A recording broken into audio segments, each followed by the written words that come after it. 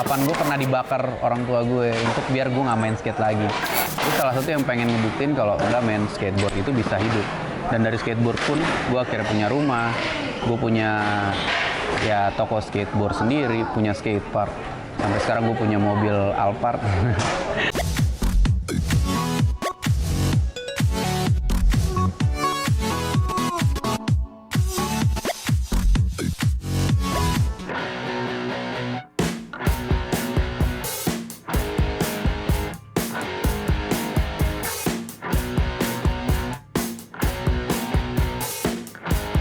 Jadi dulu gue awal mulanya bisa main skate itu dari games. Gue namanya ada Tony Hawk Pro Skater.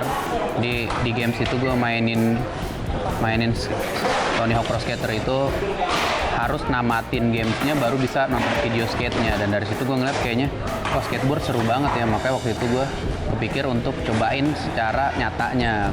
Dan akhirnya gue cari komunitas. Kebetulan dulu gue main di Cengkareng, ada komunitas skateboardnya. Akhirnya gue belajar main skate di situ sih.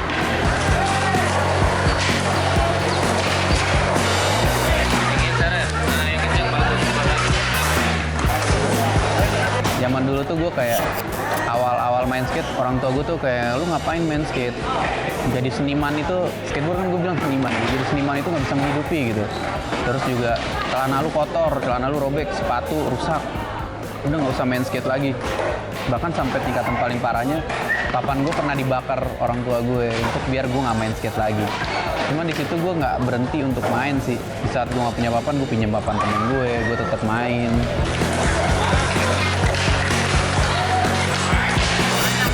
Sebenarnya sih kalau dulu gue nggak ada kepikiran untuk serius di skateboard gitu, karena jujur skateboard tuh buat gue hobi di awal itu benar-benar hobi gue yang gue senengin, gue main setiap hari. Tapi ternyata dari hobi itu ada hal baru yang gue dapetin. Akhirnya di situ gue ngerasa kayak skateboard ternyata seasik itu, seseru itu, dan gue ketemu tongkrongan yang bisa kayak keluarga sendiri. Dari situ akhirnya gue coba untuk kayak ikutan kompetisi, akhirnya dari kompetisi tiba-tiba berprestasi, dan gue masuk lebih dalam ke skateboard. Ternyata skateboard nggak cuman hanya sekedar hobi dan prestasi, malah bisa jadi profesi. Dari situ pas skateboard ini buat gue kayak, wah kayaknya skateboard ini bisa jadi profesi gue nih, dan gue ngerasa kayak passion gue di sini nih.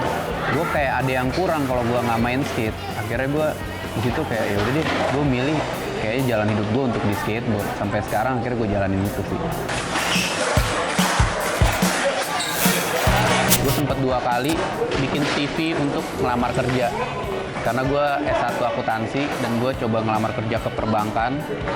Setiap gue pengen ngelamar kerja, tiba-tiba gue dapet job di skateboard gitu. Tiba-tiba gue tour, dapet job untuk tour ngajarin skateboard. Terus sempat down lagi, gue coba ngajuin lagi, bikin CV lagi ulang, ngajuin lagi, tiba-tiba datang lagi, ada lagi yang gue tiba-tiba jadi brand ambassador brand lah. Ya, akhirnya gue kayak mutusin untuk kayaknya skateboard emang gue nggak bisa keluar dari situ nih. Emang nggak apa ya, maksud gue skateboard nggak biarin gue untuk lepasin dia gitu. Jadinya gue kayak udah gue serius aja deh sama skateboard. Akhirnya gue jalanin sampai sekarang, dan benar skateboard menghidupi gue sampai sekarang.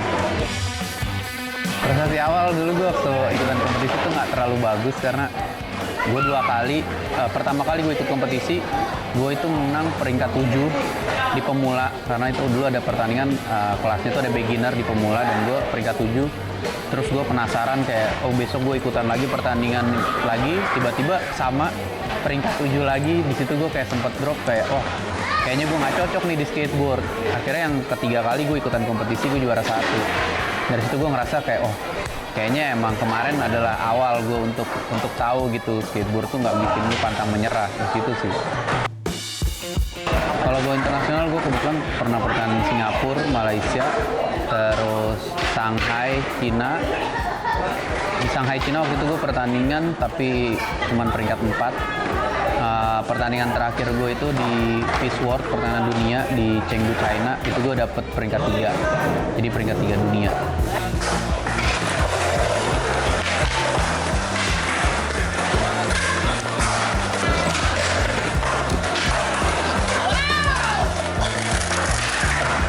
Kebetulan gue kalau di skate itu hidup gue dari sponsor. Jadi dari ya itu sponsor gue dapat karena dari prestasi gue banyak ikut pertandingan, akhirnya gue dapat sponsor.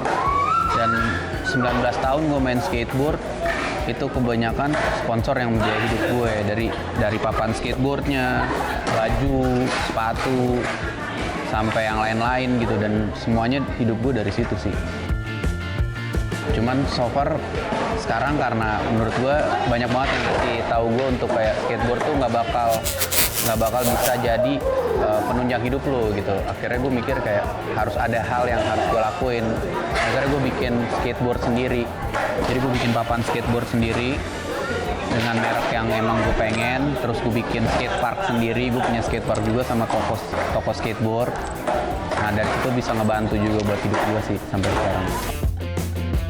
Karena menurut gue skateboard tuh family, dan komunitas skateboard pun sebegitu besar ya, dan gue masuk di dalamnya gitu. Ada Jakarta Skateboarding, ada ya kayak ini Elbrick Skatepark ini juga, terus Senayan Skateboard.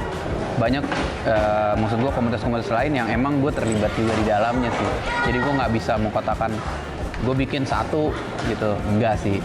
Karena gue pengennya semua jadi satu.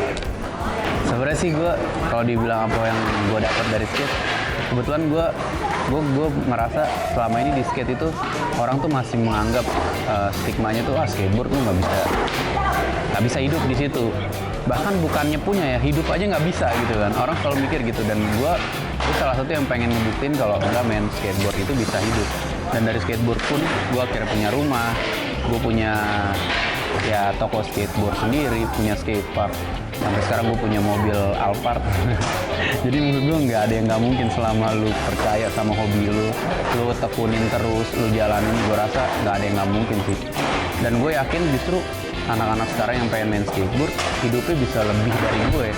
Karena apa? Karena sekarang sosial media ada, lu bisa belajar dengan gampang. Beda sama gue yang dulu pengen belajar skate tuh harus minjem CD ke temen-temen gue. Lu punya CD skate gak? Gue pinjam gitu. Jadi menurut gue anak sekarang pasti bisa lebih berhasil dari gue sih.